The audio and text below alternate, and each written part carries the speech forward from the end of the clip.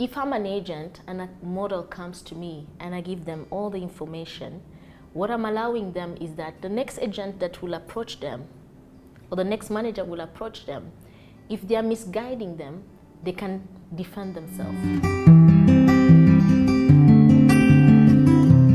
Welcome to Just Angie. We are back with Mwenye Monday, and today we are still discussing the role of content in shaping society.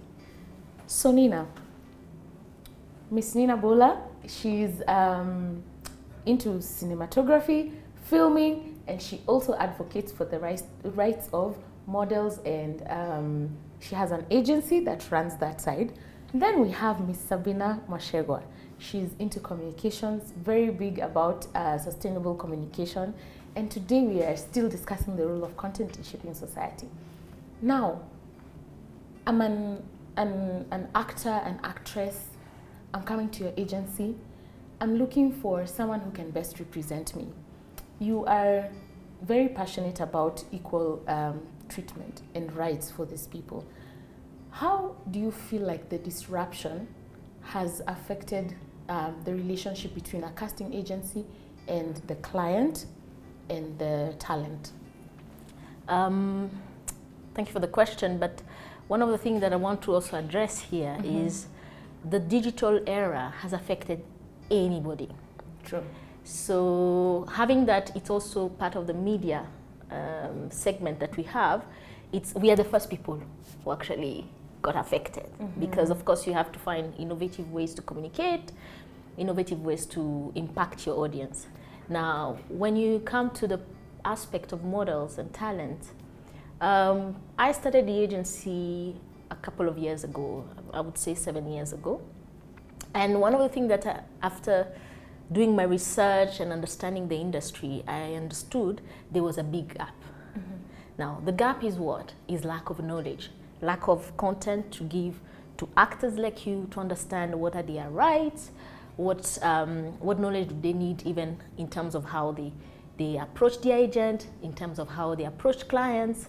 So you find that they would go even online and say, how much should I charge? And they wouldn't find something that speaks locally to what the industry is about.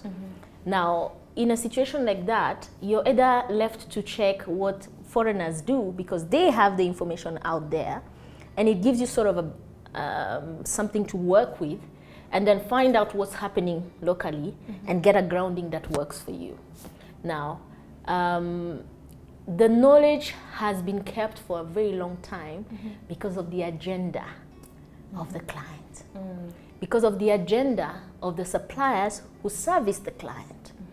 And that is basically us, the agent. You know, I found that it was very selfish of us not putting that information out there to the talent, because what is happening is that if I'm an agent and a model comes to me and I give them all the information, what I'm allowing them is that the next agent that will approach them or the next manager will approach them, if they are misguiding them, they can defend themselves. They can say, these are my rights, this is how I should be paid, this is how I should be taken care of. We have people going for projects outside the country with production houses who are trying to save money rather than paying for you your travel insurance. What happens if there's an accident as you go? You know what I'm saying? It is their responsibility. They've made you leave your house, took you to Morocco and I don't know where, and they've not put in place, you know, policies that protects you.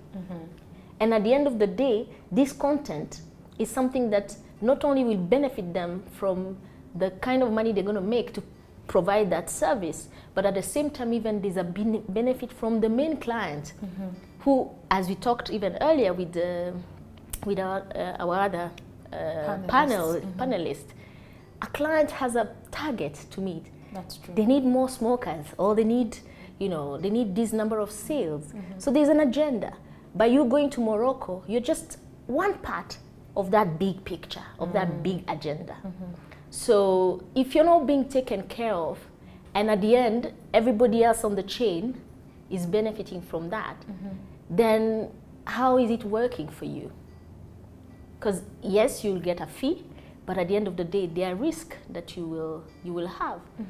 I had a scenario where we had 3 of our talents who left to Beirut in Lebanon, and they are Nigerians. And I didn't know that when they'll get there, they can't eat the food they're being given by the production. So they tried to starve the first day. They really struggled. And then they call me as the agent and say, we are struggling here. And we don't want to sound unpolite to ask the food we can eat, which is African food.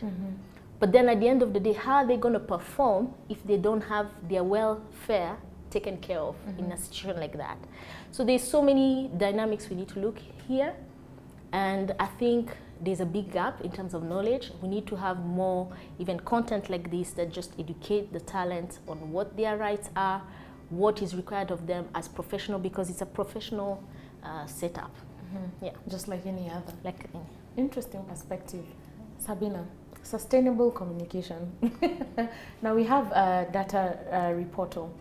It's an organization that does research, and according to them, by January 2021, there were 11 million social media users in Kenya. We're talking about sustainability. We're talking about being able to put out content that speaks for them.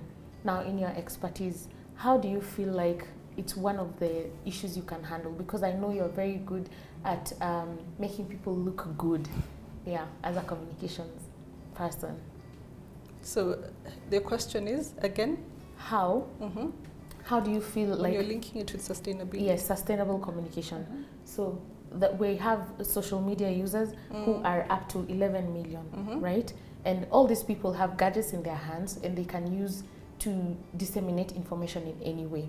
Now you come in as sustainable communications. How do you help to bridge that gap where you're informing and empowering people to be able to put the best version of themselves out there? I think number one, perhaps I'd say starting with understanding what is your key message, what is your key audience, who exactly are you trying to communicate to, and then once you've done that, now there's that aspect of longevity. I think also consistency. How often do you put out this content? Are you consistent? Have you understood your subject matter? And then once you've done that, now you make sure that you've looked at what platforms are best suited to reach your audience or to communicate your message. So you've understood you've looked at your identified stakeholders or your identified target, and then you've understood, oh, this is their language, or this is what I'd like to communicate with them. And then you're not looking at something short term, because also you're building a brand, so you're looking at it for the long haul. So even with this platform, for example, like just Angie and what we've built for the last 3-4 years. So just looking at it, the consistency, so even if you start with a few numbers, so to speak, you've understood that this is the message that I carry, and then you've understood, oh, that's my audience, and these are the platforms that they're on. And then just that sustainable communication requires looking at it in terms of the long haul. So communicating in a way that they would also understand and you're also consistent. Wow, that's a very well broken down process. I love that we have helped you to understand what communication is, what the media is, define the agenda setting nature of media, and we've come down with it through the journey of a content creator about the rights that you have out there. But also now we're bringing it to you that it's important. All of these things come into the bigger picture of how content shapes society. And so as we bring this to a close, we have another series of the same topic, how content shapes society. Thank you for joining us this Monday on the Murenga Monday.